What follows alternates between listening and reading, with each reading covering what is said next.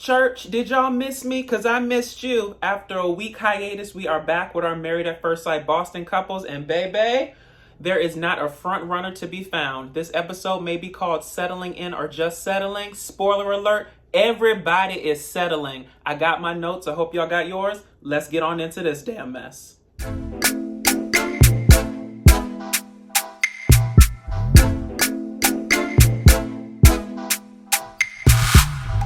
All right, y'all, let's jump right on in. I didn't really have any hot topics this episode, but I really did like, as I always seem to like, the camaraderie between the couples. I really enjoyed Steve hanging out with Mark, as well as Katina getting some relationship advice on her damn issue from Jasmina and Michael. So it's always great when they can get together to help each other. They share experiences and they're able to help each other through common circumstances and also things that are just unique to their own relationship. So wonderful to see. Now, quiet as it's kept, I would have wished that they had some of these damn conversations with the damn experts. But as we know, y'all, they only show up on every third, even an odd episode. But that's another story for another day. Now, jumping right on into our general couple updates, let's start with Lindsey and Mark. Y'all, the problem from the beginning with Lindsey and Mark, it starts with Lindsey. And listen, I am not trying to dump on Lindsey, but Lindsey, girl, you are a lot, okay? You are a lot to deal with. This is not shade. This is just a statement of fact, okay? And while I was watching this episode, y'all, one of the main ideas that I had was that you can't have two people in a relationship that are both rat-a-tat-tat-tat, okay? You have to have one level-headed person and one person that flies off the handle. One calm person and one crazy person, okay? One person that's sensible and one person whose head is up in the air. It's good to have a good mix. Sometimes people that are on both level playing fields works out, but most of the time it's good because, you know, opposites attract. So you have different qualities that complement each other based on the relationship, okay? The problem with Lindsey and Mark is that Lindsey done turned this man's life so inside out that he is now exhibiting qualities that she has exhibited from the damn beginning, okay? Now let's just like go into it for a second. Our main problem with Lindsey is that she flies off the handle. She's never the same from moment to moment, okay? And now if you look at it, y'all, Mark is exhibiting the same behaviors. He's saying one thing and doing another. He's making a whiteboard plan and doing something else. You know, I think it's the problem that he can't ever figure how you're going to be from moment to moment. And that seems to mess with how he is moving from moment to moment. So like I said, I'm not putting the whole burden on Lindsey. I'm just saying that, you know, the problems seem to generate or start from how she has approached the relationship from the beginning, right? And so I would actually implore, in order to try to fix this issue or try to mitigate it a bit, you know, Mark, you're gonna have to be the bigger person in this scenario, right? And I say that to say this.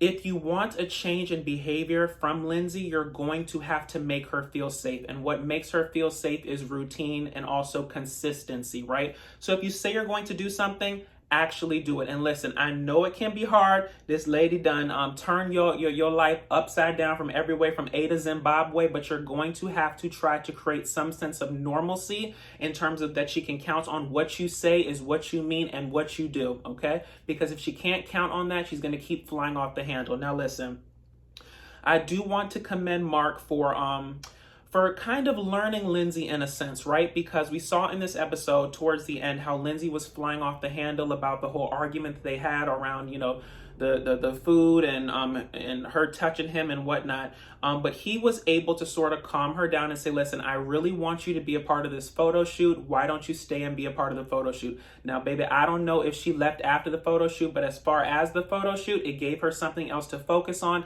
besides being mad at him, and it seemed to work out in a sense. So like I said, Mark, you're just going to have to try to exhibit more consistent behavior in the eye of the storm that is Lindsey, right? Because I feel like if you exhibit more normalized behavior, more consistent behavior, she will start to move off of your energy, okay? So y'all should work on that. And just two other just small observations about Lindsey and Mark, okay? Was it me, or did y'all wonder why when Lindsey came back from walking, taking a break from Mark, that her dress was wet? Okay. Now, baby, was it raining? Okay, because the front of the dress was dry, the back of the dress was wet. In my mind, she went and sat in the rain and smoked a cigarette or something. I don't know. That was just bothering me. And I was hoping to look in the damn apartment to see if I saw an umbrella or something, or some sort of indication to show why the back of the dress was wet and the front was dry, and you was acting like everything was all right. So y'all drop down in the comments and let me know. I know this is not part of the damn plot. This is my ADHD kicking in, okay? So y'all drop down in the comments and let me know why you think Lindsey's dress was wet in the back, and we'll talk about it. And then the second thing I want to talk about, y'all, is Lindsey is going to be the death of this man's finances, okay? When they was down to the damn market or whatever, and she over here having ADHD, walking through the store, picking up every vegetable or piece of produce that she could find. You could see that man mentally trying to do the math in his head in terms of how much this fitting to cost me. I can't deal with people who can't stick to a damn budget, okay? Before we left the house on the damn whiteboard, we said our budget was $150. Now, the problem starts and ends with you dragging this man to some sort of Wegmans or high-class Safeway or Amazon Fresh-ass type, department supermarket place, okay? Instead of heading down to the Save-A-Lots or the Aldi like I go, okay? So listen. Lindsey, you need to be more cognizant of Mark's finances or lack thereof, okay? And Mark, you need to put your foot down a little bit more and don't let that lady frustrate your budget so much. So two, slightly off-topic observations, but ones that I had to mention. Now, moving on to Katina and Olajuwon, y'all.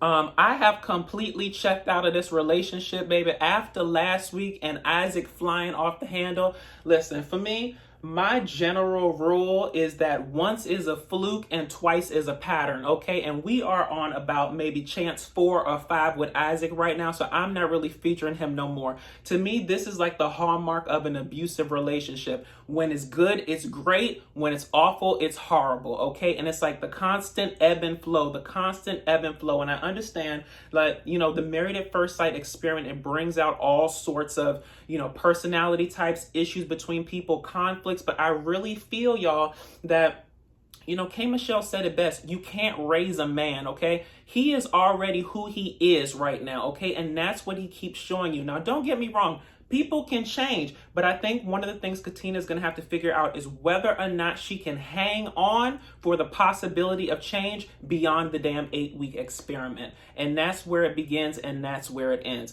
Because otherwise, to me, this is just increasingly volatile behavior. We make up, we break up. He yells at me, I take it, I cry, I say that the real Katina's coming out, I quiet her back down, I acquiesce to, his mannerisms, and I just go along to get along. It just seems like a very volatile, very, fear-based type relationship. And maybe I'm reading too much into it. Y'all drop down in the comments and let me know if you peep the same things.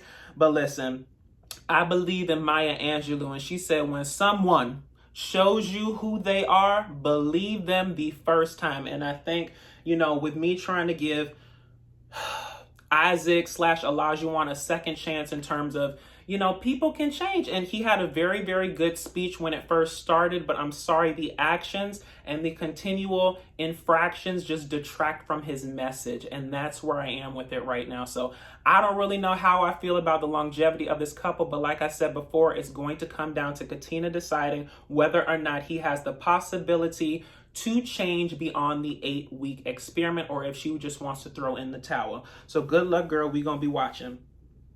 Jasmina and Michael. Y'all, with Jasmina and Michael, I actually like y'all better as friends, okay? I know, it's horrible to say that because this is like the Married at First Sight experiment and you're supposed to be trying to build this life together and whatnot. But baby, it seems like the best moments that y'all have on this show is when y'all are doing nothing that even remotely involves y'all relationship. Y'all do great when he teaching you how to drive, when you making food down to the damn apartment, y'all laughing, y'all cheesing, y'all having fun. Stay there, okay? Stay in that place. I like y'all in that place. She smiles, he smiles, they get together. Now, Jasmina had to talk with her mama about how she don't have romantic feelings. Listen, I peeped this a couple episodes ago. This is a case where he likes her more than she likes him. And situations like that don't really flourish unless there's other mitigating circumstances, right? Like he in the NFL and he got money. So I'm going to learn to love him because I'm going to learn to love, my finances, my relationship, and the Gucci bag that he could buy me, okay? But in this situation, it creates a divide because, she doesn't have the feelings that he clearly seems to want to delve into, but he doesn't because of how she acts towards him, right? So that's what I say, y'all. Just stay in that damn friend zone. Y'all are perfect in that zone right there. And I think what she's going to have to decide is sort of whether or not past the 8-week experiment or maybe leading up to it, can those romantic feelings develop? Because listen, some people start out hot and heavy and then it cools off. Some people don't start out, hot and heavy and then it builds to that. And maybe they need the foundation of friendship in order for the romantic feelings to build. I don't know, but I feel like let's just go with what's working, right? Our communication is working.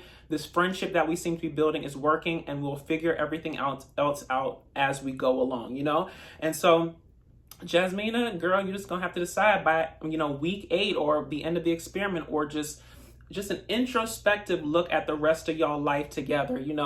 Can I see me with the possibility of developing romantic feelings for this man? And I think if you get to decision day and you don't have those romantic feelings and you don't see any potential of them building, then you have your answer, right? And so even if it hurts Michael's feelings in the long term, it's probably best to let him down easy so that he's not chasing after something that has no possibility of happening. All right, y'all. And then finally, we come on to our ever-present now problem children, Steve and Noi. Y'all, it's very easy for me to break down this situation because for some reason, unbeknownst to me, these two refuse to sit down and actually do a life plan, vision board, financial board, a mock budget. Like, to me, that would start informing and help to solve all of their issues regarding house care, regarding work, or Steve's lack thereof of work. It has to start from some basis of some sort of tangible knowledge, right? Because everything else is just conjecture between the two of them until they find out whether or not, they can actually sustain off of Noi working full-time, Steve possibly working part-time or doing freelance work, and in conjunction with his savings, what does that mean for their life, right? They need to have tangible information with which to make a damn decision, and they don't have that right now. Now, listen. The breakdown this episode on the Noi side, like with Steve and Noi, I can understand both modes of thought, right? On the Noi side, Steve represents everything that scares that lady in life, okay? Steve is unemployed. Steve seemingly has no aim in life and seems, ever happy to have a sort of stay-at-home dad type life, right? And those are 3 things that scare the hell out of her and threaten every single way that she wanted her life set up, right? And on the Steve side, he's more of like a go with the flow type person. So he looks to her more for the direction than he has for himself, right? And so it's like, I want you to tell me how you want to move, how you want our life set up, and then that can influence how I act and how I proceed forward, whether that's a full-time job, a part-time job, freelancing, etc. Okay? And so it's just 2 different modes of thought that are, I don't even know if they're compatible, but it's just very interesting to see and very interesting to analyze the longevity of it, right? And so like the big issue this episode just came right back down to the ever-present thing that they're always talking about, which is this whole house cleaning thing, right? And if I'm to sit here, Noi, and put on my Olivia Pope hat, I would ask you one of 2 things, right? Actually, I would ask you 2 things. What is it that you want, okay? And I would give you 2 options. Option A is that Steve can have a full-time job. Option B is that Steve could stay home and do all the damn house cleaning. But you cannot have both of them. In a perfect world, I know that, you would wish that you could have a person that, is the full-time provider, full-time job person, and also the person that cleans the house. That's not compatible. That's not realistic in this situation. You need to decide what you want because your indecision is kind of messing up his free-spirited nature because he doesn't know how to move off of what you actually want. And listen, this could be my discernment or some sort of, off color or off-color assessment of your relationship, right? But something tells me that even if Steve got a full-time job, Noi would have a problem with it. Now, that could be unfair, and like I said, it's pure conjecture based on my part, but something tells me that Noi is the type that even if Steve had a full-time job, she'd find a way to have something wrong with that damn situation. I don't know. But like I said, she needs to pick what she wants, okay? If the man has a full-time job, he can't do the damn, cleaning around the house. He can't clean both bathrooms. Now, if he has a full-time job, then comes a conversation. If you're working and he's working full-time, maybe y'all hire a housekeeper. Maybe y'all are making enough money where that's a possibility, right? And if on option B, he's a stay-at-home person, what does that look like for you? Like I said before in my reviews, always look busy. I think what bothers her the most about Steve's free-spirited nature is the lack of an aim, and that he, never looks busy. And I told y'all, my general rule for corporate America was always look busy, okay? And when that lady is sitting in the living room working her tail off and she opens up the bedroom door and you taking your midday nap with sushi on the bed, it does not bode well for how she sees you and that damn relationship. So on the noise side, I'm going to need you to decide what's the most important thing for you, okay? Do you want him to be the housemaker, or do you want him to be the full-time employee? Because you cannot have both, okay? In this situation, you cannot have both. And on the Steve side, I'm kind of leaning towards Sriracha. And, Sriracha was just like, Steve should have a job because Steve wants to have a job. It should have nothing to do with Noi or what she wants. And I'm a full proponent of that. And this is why. Listen, after being someone who spent 9 years in corporate America working a job because everyone else thought I should work it, my parents, my friends, I had built up this life of being an accountant and a contracts manager, and that was my identity, or that was the identity and the lens that I saw myself through, or that I allowed people to see me through and inform how I saw myself, right? And I don't wish that level of resentment on anyone in terms of working a job for everyone else's consumption and benefit, okay? You have to do things in life because they authentically make you happy. And so I'm with Sriracha. Don't work a job because you want to make Noi happy. Work a job because y'all have sat down and made a plan, and it makes sense in terms of y'all long-term goal of your life. Where you see your life going, how you see yourself contributing to the life that you guys are building together, okay? Never work a job for someone else, work it for yourself. And if that means, in the grand scheme of things, that the way your free-spirited nature is set up, that y'all are not compatible in that way, then that is okay, okay? But, when you keep trying to make a square fit into a round hole, you're going to always keep combating heads, and it's always going to be a continual problem, which is what led to that whole conversation of Steve and Noi on the couch, where Noi's like, I don't know if we can, combine our lives together, because like I told y'all before, that man represents everything that she is scared of in life. He has no job, he has no aim in life, and he's perfectly, pleasant and happy to be a stay-at-home father, and that's not how her life is set up. So y'all need to have a frank and honest conversation about your finances, where you see your life set up, a budget, a vision board, and then you can make decisions off of that. And anything else prior to that is just pure conjecture and not worth your time. But anywho, y'all, I think that's really all I wanted to say on this episode. So if you like what I said, please feel free to like, comment, and subscribe. Follow me on all social media at DatDamnDasher. And until next time, y'all, once is a fluke, twice is a pattern. Pay attention to the signs and that little voice inside. And I'll talk to y'all later. Bye.